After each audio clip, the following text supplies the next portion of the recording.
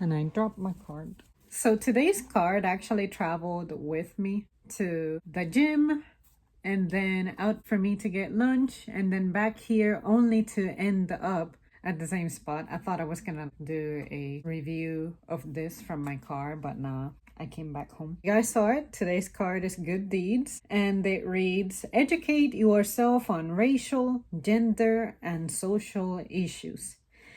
Oh, it's as if my channel is a little bit of that already, just not quite deep. This I am going to segment into each category. To start off with the racial topic, yes, I do think that it is important for everybody, regardless of where you're from, to understand race from the perspective of how we got to where we got to. For instance, if you're from a culture that's primarily homogeneous, why is it that on occasion there may be someone who looks a little different from you? Open the door to understanding where those changes come from. Now, for me, I have only experienced a little bit, very briefly, of an inferiority complex with my race, and it was for all the wrong reasons. It was because, of course, as a mixed person, you see yourself, you know what you are, but others make it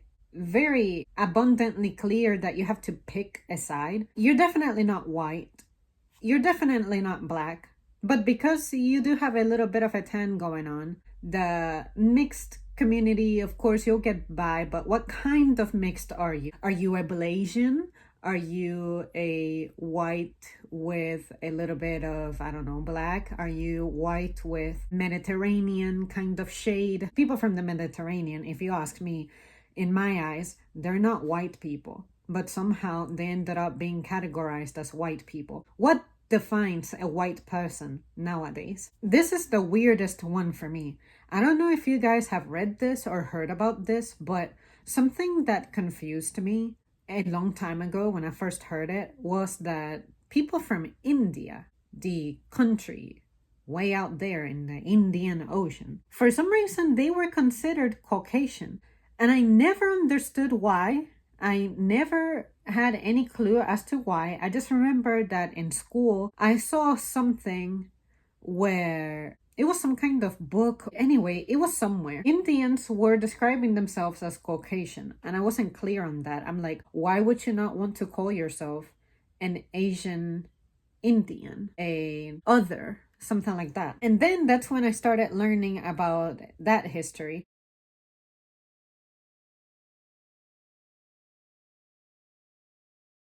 And I'm not sure that this is the right answer for that. So excuse me if what I'm getting ready to say is wrong. I'm not an expert. I'm not from India. I have no idea about India. I know nothing. The only thing that I learned about it has been incidental, and is what I was getting ready to say, which is that famine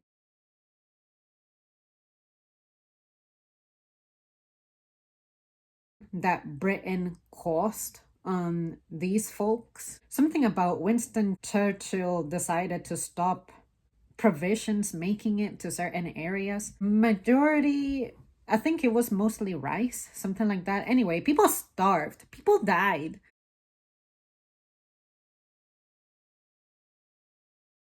And I'm guessing that because of the British occupation, with any occupation ever, there will be some mixing.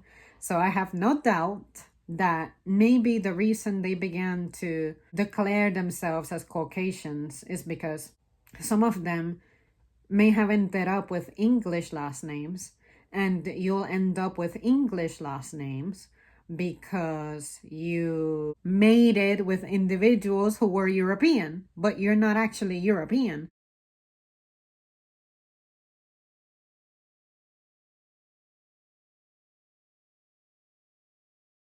Now, where the original people of India come from, I'm not sure. Might be related to the folks from Nepal, maybe, like that region of Asia, something like that.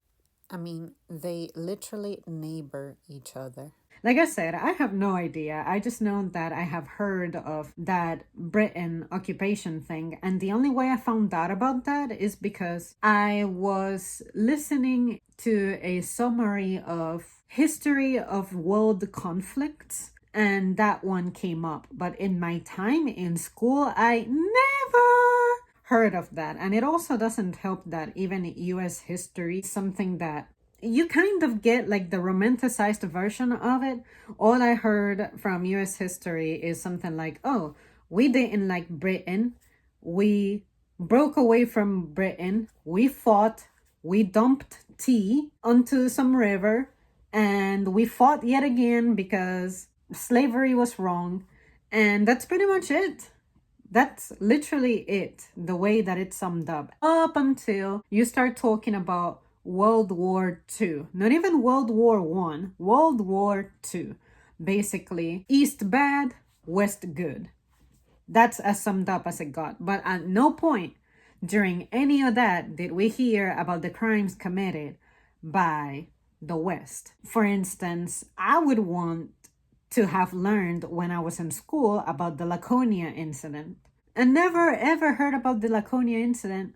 The only way I heard of it was when I was listening to something about naval disasters, but somebody who was telling the story of ships that were sunk and their story hasn't been told or something like that.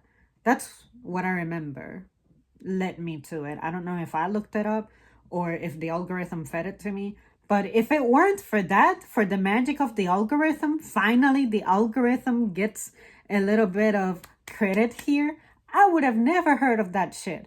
And this is coming from someone who has actually tried to learn about train disasters, ship disasters, aircraft disasters, and space shuttle disasters. Something about disasters in transit history have always fascinated me. I think it's because I try to keep myself safe. I have even looked up things like the worst accidents or accidents that required many days to clean up.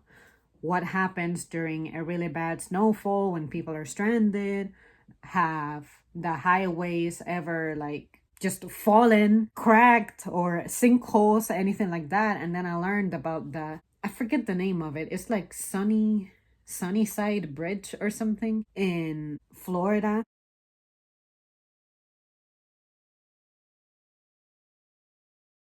I forget. Anyway, that bridge fucking collapsed. People died. I think if I remember right, that's the one where some ship ran into it and it didn't really have any reinforcement, any barriers or anything. It was like the ship was able to pretty much plow into the column that held the bridge, cause its destruction, and boom, the bridge was gone. No one thought about giving it a barrier, some reinforcement. When it comes to racial issues, I'll understand where it all began, where it all came from, and why we still have work to do in the present, and how there are some disadvantages inherent to a certain group of people that we cannot just ignore and dismiss. Is slavery over? Sure. Do we still have to suffer some consequences from those times? Perhaps, because not everyone started living a wonderful life after all that. Do you remember that group with 3 letters that started wrecking people's shit? Highly anti any group that is unlike them? At least they have lost their power and, I guess, influence. It's nothing compared to back in those times, but who's to say that the victims of such a group never were able to recuperate from that?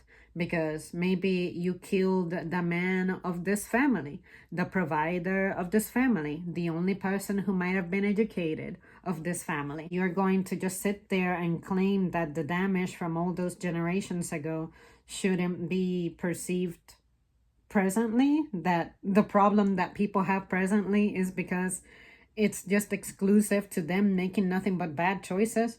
I don't think I'm an example of me having made bad choices. I think that the complications I live in my life is a result of neglect, abandonment, and a lack of being invested in. I cannot invest in myself if I don't have money. My family cannot invest in me if they don't have money.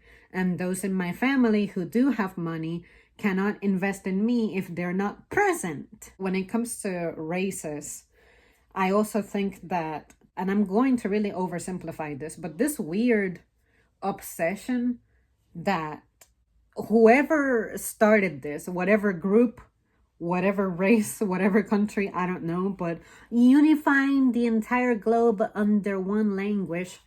If that doesn't sound to you like ethnic cleansing, I don't know what other thing you need. I think that it's wrong for you to impose your culture and your language onto another culture, but forcing it onto people. I think that, say, me learning something like English should be a choice that I have.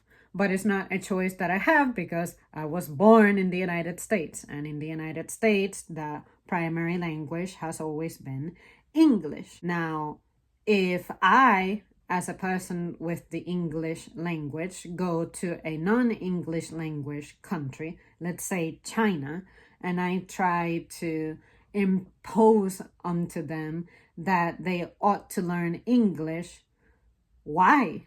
Why should they learn English instead of their original Chinese language? Why should they have to give that up? You might say they could learn both.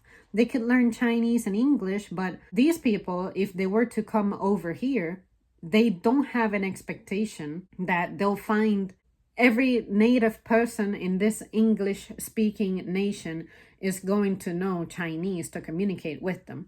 But I find that the English speakers, or these European imperialists from back in the day, even the Spanish were like this. If you are the one going to lands that are not your own and there's already something established there, don't look at it as these people are savages. Don't look at it as these people's language is inferior. Don't look at it as they're uneducated because they're dying from whatever disease you bring over, and because they don't have homes made of whatever material keeps them from getting blown away by a little bit of wind. Like, who are you to say that your language is the superior language? Therefore, that should become the universal language. But who decided that? Why did it have to be English? Because of imperialism, because of the power of one superpower nation and whatever its allies were. Perhaps the issue here is that we like resources from other places and nations, but we do not know how to come to an agreement in which you're not over consuming, you're not over exploiting, but you're also not costing other people their homes. Why do other people need to be displaced simply because you have an ability that's stronger and greater to blow things up than these other people who may have been fighting their wars by these standards are unconventional, but it's more like basic weaponry, downgraded versions of weaponry, still lethal weaponry if you meet them at their level, but just because it's a primitive form of weapons, it doesn't mean that they were weak weapons. They could still hunt and live. They made it without your intervention until you came over here and wrecked their shit. That, when I think of politics, especially racial politics, from that perspective, I always look at it as it's never been something done in good faith. But I feel like in modern days, we try to not teach history that way because we try to move on from it, but we're trying to move on from it with denial, through denial. Like, the only reason a certain group of people aren't faring well in this country is because they're lazy, uneducated, blah, blah, blah. And I'm like, no, it starts from poverty. And poverty is when you have been deprived of resources, when you have not been invested in, when you have had a broken home or you have never had a home to begin with, or your education may not have been accessible. And these are all standards brought to you, to us, by individuals who had nothing to do with us. They brought that shit over here. They brought that technology over here. Why is it that we, other people who were here before you got here, why do we have to adapt to you? Again, because you have more destructive power. But why do you feel compelled to be threatening, to be menacing? Why can you not be like, if I own an oil well and I'm willing to only give you access to 5% of it, why can you not just take the 5%, shut the fuck up, take it, and leave? But no, you have to somehow bully your way, threaten your way, or embargo your way into making me give up 90% instead. Something like that. That's how I see politics.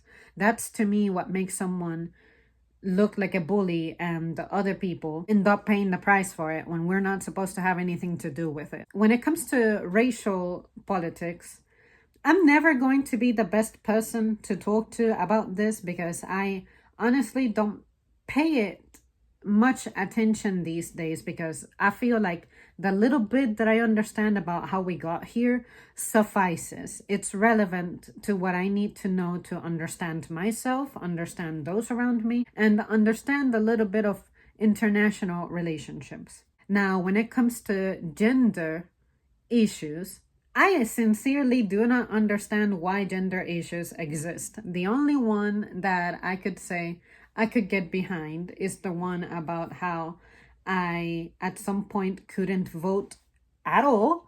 I at some point could not own any kind of property at all, and how I, no matter what, needed to be owned by a man before I could have any kind of a say on anything, any kind of power over anything. I think that I, as a living, breathing human being, if I need to eat, I should be able to go out there, perform some work to earn my next meal.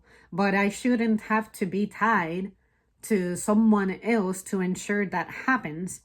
Whether I like this someone else or not, whether I have known them or not, you do not allow for me to be autonomous about me defining for myself who would make a good partner. I would never allow myself to partake in something like an arranged marriage. I don't care how much the guy likes me, how much he has to give me. I will figure out who the right partner is for me, because I will have found him for me. I will have evaluated him for me. It's either an accept or reject. And of course, I think this is true for most people, but you will spend most of your life probably declining offers more often than you indulge in them, more often than you accept. And I think that is the right way of going about things. Just because you get an offer, it doesn't mean that you have to accept it, no matter how compelling it might seem. For me, I have like 3 things that I feel are most important for me. Attraction, like, do I legit at least like you, whether it be superficially, as in, okay, you make me laugh, okay, you're cute, okay, you're strong, you have manners, things like that. Also, are you responsible?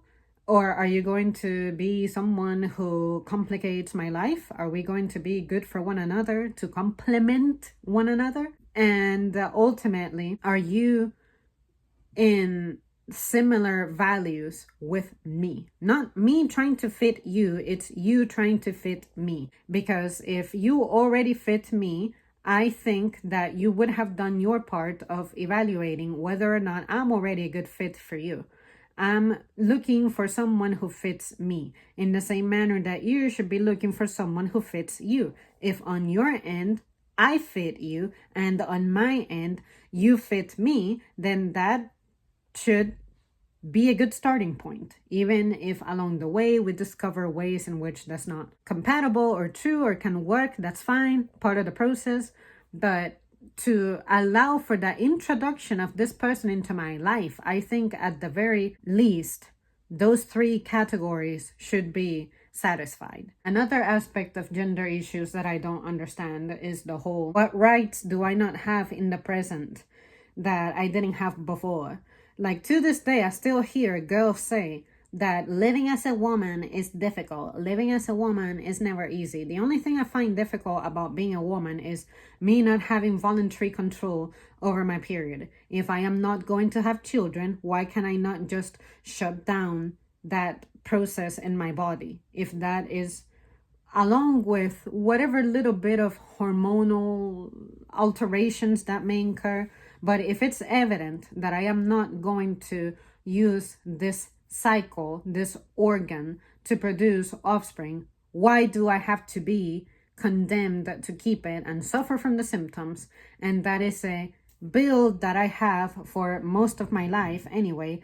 I don't get to get by without bleeding out, and I don't get to simply skip work so that in the privacy of my home I can go through this and save myself that expense. I have to go to my shift, suffer physically because I'm not supposed to be standing or performing work when I'm in that state, but I better because the attendance policy is gonna chew my ass out. That I don't understand. I want to say that that needs a slight modification. Slight modification. I'm not saying let me have it easier just because I'm a woman. I'm just saying that that is a biological disadvantage inherent to me. I think there needs to be something done to where I can have a humane accommodation so I can pause this while I'm at work, but without it interfering with me, with my well-being. Ultimately, gender, I'll never understand why we're still tripping about the same old things that we have been tripping about since forever. I think that living as a woman is actually not that difficult. I feel like we are inherently safer, and I'm not really gonna argue with any of that.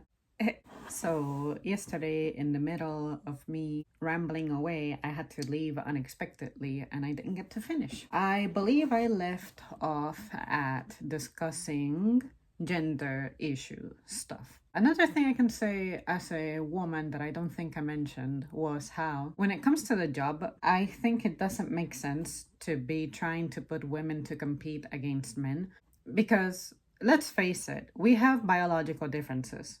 I'm smaller. My bones are hollower. My muscles are smaller. You cannot expect for me to have the same output physically as a man. And that's why I don't believe in exploiting myself working full-time, even if it's a job as basic as retail. I feel that shit. And I can feel myself giving out a little earlier than my male counterparts. My male counterparts can have an extra 10 years of experience over me and they can do things better, and physically they're in a better state than I am. And to be fair, if I were in a department where physical output is required a bit more, such as something like grocery, I can guarantee you that I wouldn't exactly be one of the fastest stalkers. I cannot imagine being one of the folks who is able to put together the produce department, because I know that the potato box alone is gonna end me. And I would be that person who, because I don't have a lot of upper body strength, over the head, over my shoulders kind of strength, I'm going to be that person who needs a lot of fucking help. And I am going to ask for the help because I don't think that I have anything to prove. I don't think I have to prove that I'm self-sufficient and I can get this done on my own. But you can see how, for me as a woman, and this is going to offend some folks, but I don't care. I know that physically I have limitations. Some limitations are severe. I cannot be sitting here and expect to be paid the same when I'm not producing the same when I'm on the clock. And that is a physically demanding job that I know a man is going to be able to do better than me. And the only way I may outperform a man is if they have something wrong with them anyway. And I don't think that you can just say, we're doing the same job, why aren't we getting paid the same? when it's very clear that they have a better performance than I have. Now, when it comes to customer service, I can certainly prove that I can compete against the guys, because the moment that I clock in up until the moment I punch out, I have the same level of energy when it comes to my registered performance, and I can be by myself. So much so that management, even though this pisses me off, they, at their discretion, will dare to leave me alone whenever we have a hole in the schedule because of how well I can hold it down. And none of the other guys in the department have that happen to them. And on top of that, the male presence in our department has been steadily declining. And that's something I want to tease my manager about. I'm like, you keep hiring all these women. I mean, when are we gonna get some more male energy? And it's nothing against the women particularly. I'm just saying that there are certain things that a man will be more reliable than a woman with. And I think that the heavier duties belong to a man. And just because we have the same job description, it doesn't mean that guaranteed we should all get the same pay. Because again, pay should be dependent on productivity. But just because as a woman, I'm giving my all, my entire might, my entire power may not suffice for me to have an output that justifies me getting paid as much as the man who has the higher output. It sucks. And I know it. I'm not going to deny it. But what I do as a woman in a situation like that is I make sure that I apply or I stick to positions, departments, jobs that I know physically I can handle. And physically I have a chance to be competitive. I'm not going to go to a place, an area where I know I'm not competitive because biologically I may have limitations, and try to prove that I can be superior. That doesn't make any sense. All I'm doing is shortening my lifespan and putting my safety at risk. Are there some women out there who are anomalies and they can handle it and be competitive? There are. I'm telling you that at least when I was young, I was not invested in to develop my body like that. And on top of that, genetically, I'm predisposed to having smaller bones, smaller muscles. That is not going to do me any favors anywhere I go. But just because I have these features, it doesn't mean I can't make it. I just have to find the place that's suitable for me to thrive in. Not I find the place that is suitable for me financially, but I cannot handle it. But I'm going to demand that you modify it so that I can handle it and be worthy of the position. Those are things that I just don't have time for. I don't have the time to compete with that logic. Now, if it were something like a salesperson kind of job, I don't think that requires a lot of physical advantage. Now, it may require some intellectual advantages. For instance, I don't think I would be a good car salesperson because I don't know that much about cars. Whereas another person, especially a man, usually men get exposed to car stuff when they're young. They would be more reliable, more believable, more impactful to project the features and specs of a car for you to be able to sell it. I'm not saying women cannot do this. I'm just saying that it's helpful if naturally you get coached for that type of thing earlier on. I'm saying that's something I didn't get, and it's something that a lot of women can say we don't get. It's not really expected of us. And that's what I mean by I don't understand the whole gender issues, gender problems. I already can vote, I already can work, I already can have my own bank account, I already can own things. What else is there to strive for? I guess the only thing I can say that everybody would benefit from would be healthcare, because you know that's still a controversy in this country. I most certainly think it's something that we all should have access to, and not just the privileged few. The final point it read was social issues. Now, I believe that racial and gender are categories of social issues. I wonder if this means something like, what is the state of your community? Well, my community certainly could use roads that are refreshed, and I've been seeing some of those, which, by the way, there's a story I need to share with you guys, but I haven't collected the example to show you what I meant. And it had to do with me getting into a little bit of an altercation. It wasn't anything bad, it was just an encounter I had with construction workers on a road. But when it comes to that, I can say that at least that's being worked on. And I also think that a primary social issue we have is access to education. A lot of people are foregoing it, and it's so bad that even certain places are no longer requiring that you have a degree to hold a job. Which to me, it makes sense, because even the places that appear to require that you have years of experience, or at the very least, a high school education completed or its equivalent, you still get on the job training.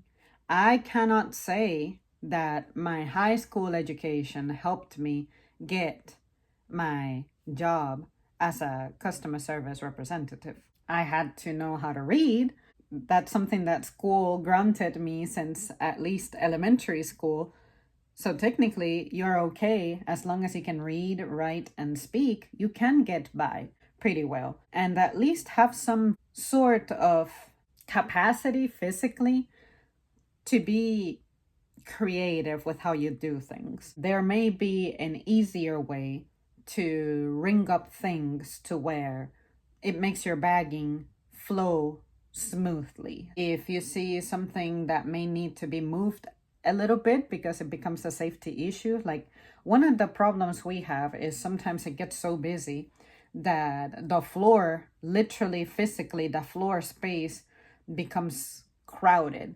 And it's like you have to look down to make sure that you're not going to hit a child, step on a basket, have a good reaction time to certain things. I think another social issue has to do with people's retirement. We are heading toward a time when all that squad of people born during that special time where we had a boom in births, then those people are going to require care and attention, use more resources than we're used to, and it doesn't look like there's enough young people to take over for that. And that's one of those things that I guess people use as an argument about why you should have children. Well, make sure you have kids so you have someone to take care of you when you get old. And I'm thinking, it is not young people's duty to do that. I mean, it's ideal, but I think young people need to prioritize their own well-being and survival during the time that they're young before they can think about serving those who have already had their young season to do the building and do all that shit. And I think that in the present, that's an imbalance that exists currently, which is you like to advise on our lives with the advice that is no longer current, with advice that is a little bit obsolete. The formula at its base level is still the same. Study, become something, make your wealth, take care of yourself in the process, retire with dignity, and conclude your life away from working, right? But you gotta understand that that formula, as plain as it is no longer the reality of things. That there is no longer a competitive edge that is almost guaranteed to us. I don't have a competitive edge because I'm not educated. I also don't have a competitive edge because I don't live near family who say, in the event that shit goes wrong with my job, or shit goes wrong with me and I need to vacate this place, I have nowhere to go. My life is over pretty much if something were to go wrong. See what I mean? I think those are issues that in the past people really didn't have like that. People held on to their things a little more, but I feel like now we have been given this sense of make sure that you travel, make sure that you try different things, make sure that you move around and experience a lot of things. And I'm like, experiences are great, but not all of us can have a place that we're rooted in that allows us to do that.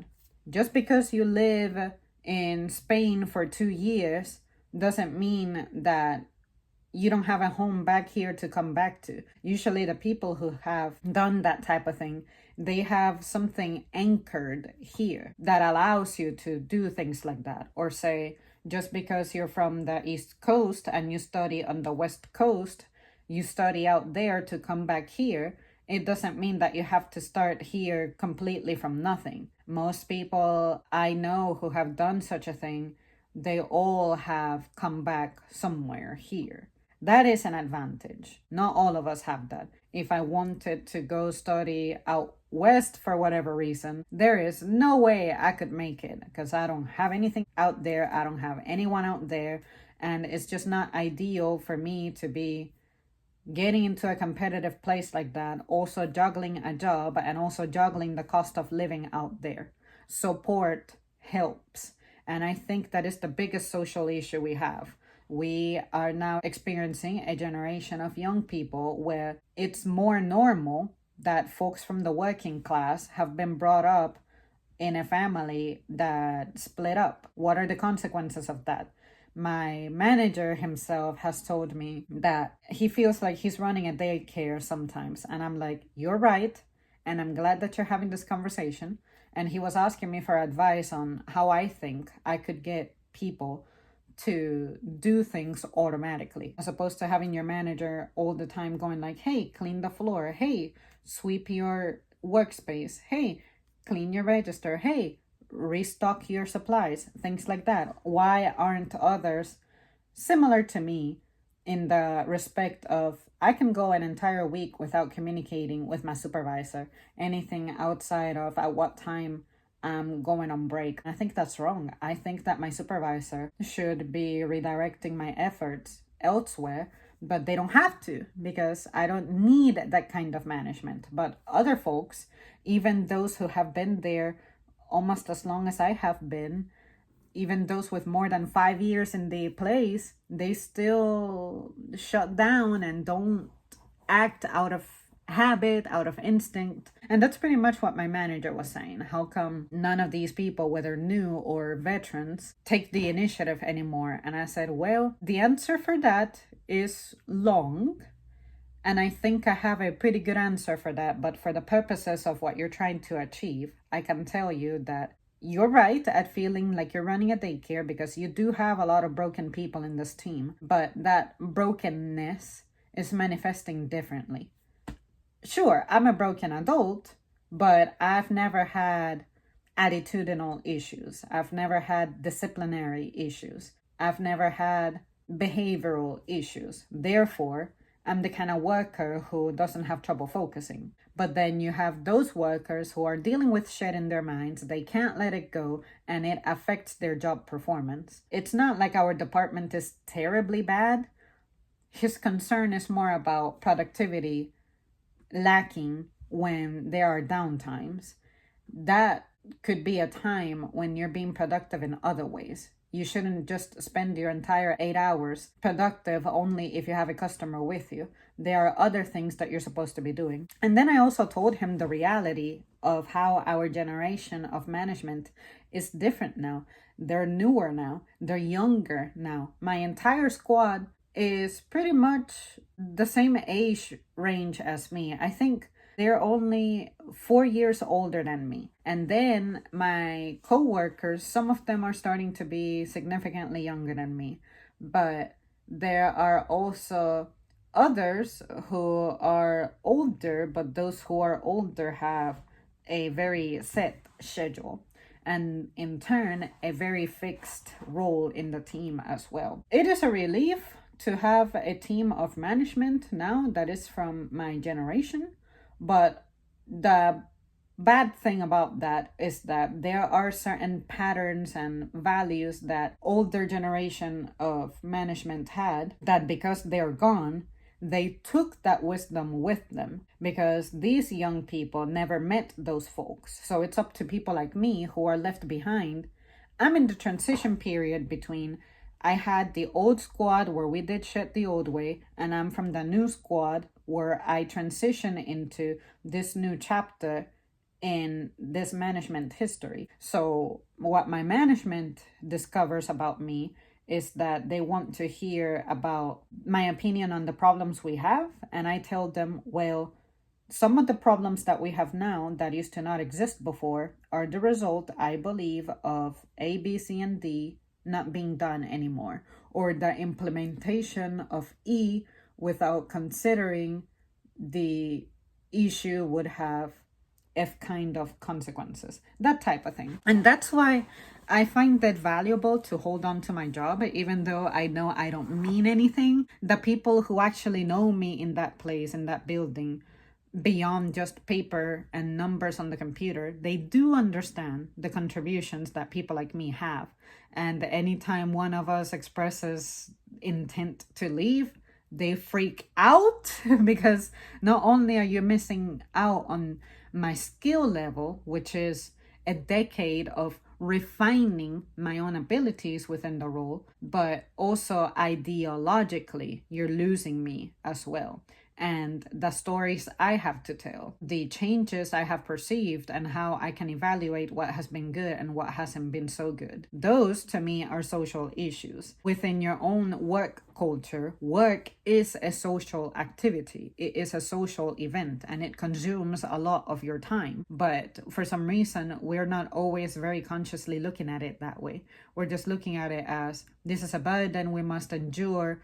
And sure, we have a service to the community to provide, but that's it. That's all I'm committed to. You don't consider how it actually changes you as a person, how it influences your day-to-day decisions, because a lot of things revolve around that schedule. I think that is a social issue that needs to be addressed. I don't understand why in a country of, last time I checked, the US had a population of 350 million people, but a population this great, why do we all need to still have our health insurance tied to a full-time job? And why do our jobs need to last 8 to 12 hours? 16 in some cases. That's not humane. That's not, to me, something that sounds like we promote progress or innovation. Exploitation is not innovation. Sometimes the innovation happens because you're very pressured and you have to produce something. But at some point, the decline in quality is going to be evident. And that's why I think our technology is getting shittier and things break easier now. Our health is on the decline and the quality of our diet is on the decline as well. I think that's a social issue as well. This would be an excellent topic to maybe stream about one day. I hope I get around to it. But I hope that I was able to illustrate fair examples about these matters. Becoming educated on racial, gender, and social issues. I try to. If I see a topic that jumps at me that is about something like this, I give it a look and I give it a listen, because I know there's a lot that I'm not aware of. But the first step, I think, to becoming well versed with these things is accept that these things happen. I think that there is a lot of denial out there. And I think that denial is what's hurting our ability to grow. Well, there you guys have it. Thank you so much for tuning in. I hope that you were able to stick around for this one and that it made sense. I shouldn't have to say this, but I feel compelled to. Don't look at me as a guide to educating you. This is not an educational video. This is not a video to guide you on facts. This is merely my experience and the conclusions that I have arrived at on my own based on what I have experienced, observed, heard of, and even researched about incidentally, meaning more as a hobby more than I'm actually having the intention of learning about this topic so that I can actually go out there and do something with the knowledge I have. Nothing like that. I just like to be aware because I know that I'm going to run into very opinionated people and I want to understand the history of things, what actually happened. And if someone is talking to me about their opinion and how it has affected them, yes, I want to hear it. but I also want to understand the origin of things, because my experience is not going to be the same as everybody else's. And although that's obvious, we tend to forget that. We tend to have trouble understanding why my values and my needs, even though we're human beings, may not align with yours, or may not have the same level of priority that yours have. All right, that's it. Bye.